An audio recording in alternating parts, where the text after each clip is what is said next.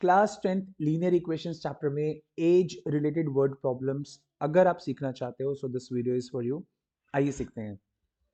So now इसमें question कैसे आता है कि 5 years hence age of Jacob will be 3 times that of his son. अभी कई बार बच्चा ना ये हेंस को लेकर कंफ्यूज रहता है, ये हेंस का मतलब क्या रहता है। एंड तो मतलब उसकी 5 साल पहले कुछ ये सिचुएशन था, 5 साल बाद कुछ ये सिचुएशन होगा, अभी इसमें बनाना है। देखो इस तरह की क्वेश्चन को कैसे अटेम्प्ट करना चाहिए। दूसरा क्वेश्चन यहाँ पर ये है, 5 years ago Noori was thrice as old as Sonu and 10 years later Noori will be twice as old as Sonu. So how do we really attempt these questions? Let's talk about them.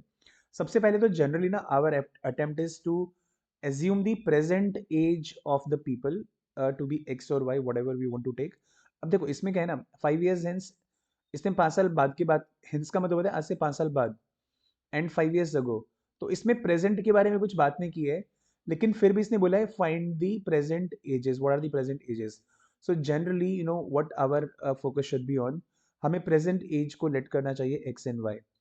तो let's say the Jacob की present age को हमने x ले लिया and सन की present age को हमने Y let कर लिया। Okay, so we will write the statement, let the present age of Jacob is x and the present age of his son is y years।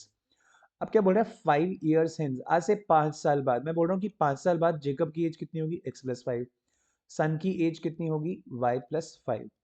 मैं आपको बोल रहा हूँ कि मैं इन दोनों को ना इक्वल कर देता हूँ। एक बात मुझे बताओ, क्या मेरे इक्वल कर देने से ये दोनों एक्चुअली इक्वल हो जाएंगे।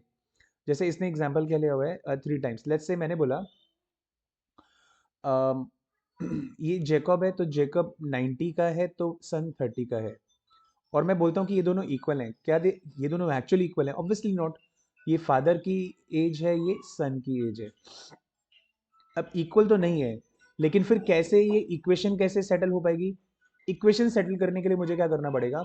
बच्चे क्या करते हैं, अच्छा उसने बोला कि फादर की एज थ्राइस है, तो बोलते हैं कि थ्राइस दे रखा है ना, तो 3 से मल्टीप्लाई कर दो ना। यहाँ पर 3 से मल्टीप्लाई करना दैट बिकम्स रॉन्ग। क्यों रॉन्ग है, तो बच्चे समझ कई बार नहीं पाते, तो फिर उनको ऐसे समझाते हैं कि फॉर एग्जाम्पल ये फादर है, ये सन है। देखो फादर की एज थ्राइस है सन से, हाँ ये बात तो समझ में आती है। अब अगर आप इसमें जो ऑलरेडी 3 गुना है उसमें अगर आप 3 और मल्टीप्लाई करोगे there will be problem. So what should we do, जो 1/3 है उसमें 3 मल्टीप्लाई करेंगे तो ये इक्वल बनेंगे। ये बात समझ में आती है, तो इसका मतलब हमें यहाँ पर 3 से मल्टीप्लाई करना चाहिए, सन की एज को 3 से मल्टीप्लाई करना चाहिए, फादर की एज को नहीं करना चाहिए। व्हाट डज इट मीन, इसका मतलब मैं इसको साफ सुथरी फिर से लिख रहा हूँ, x+5 is 3 times of y+5। ये हमारी बन जाती है फर्स्ट इक्वेशन। तो इसी तरह से सेकेंड इक्वेशन क्या बनेगी, 5 years अगो, आज से 5 साल पहले, तो मैंने इधर बोला x-5, तो ऑब्वियसली ये था y-5। तब उनकी एज में क्या रिलेशन था, Jacob's age was 7 times that of his son. इसकी एज 7 times थी, ये इसका मतलब ये नंबर 7 times है इसका। मतलब अगर ये 70 है और ये कितना 7 times बोला ना, तो ये 10 है। तो इस तरह से है, तो इसमें क्या करेंगे, वापस इधर 7 से मल्टीप्लाई करना पड़ेगा सन की एज में। So we should multiply this by 7। ये हमारे पास दो इक्वेशंस आ जाती हैं, and this is how you know we can crack this word problem. और आप इसको सॉल्व कर सकते हैं, you will find your answers very easily.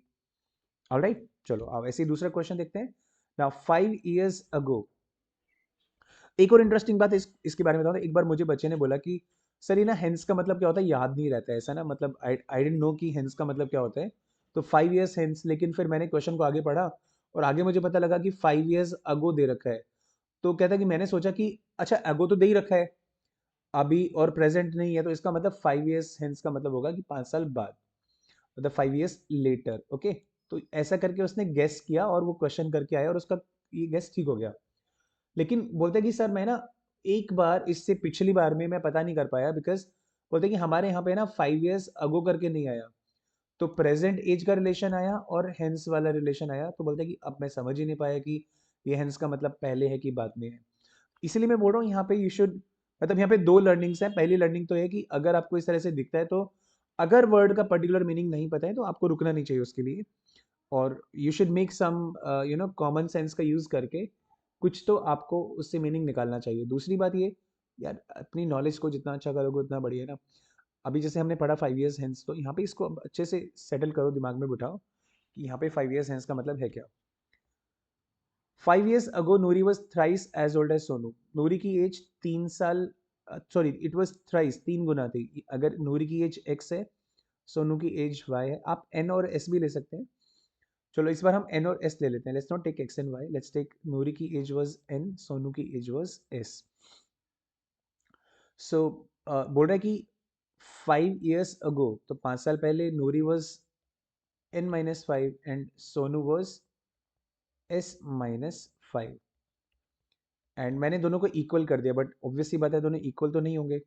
So what was the relation 5 years ago? वो इट वाज थ्राइस। तो क्योंकि नूरी बड़ी है यहाँ पर, नूरी इज थ्राइस, तो हमने सोनू की एज में मल्टीप्लाई कर दिया 3। 10 years लेटर, आज से 10 साल बाद, तो नूरी n+10 की हो जाएगी and Sonu will be s+10। मैंने बोला कि मैं इक्वल कर देता हूँ, बट एक्चुअली इक्वल नहीं है। लेकिन क्या रिलेशन है?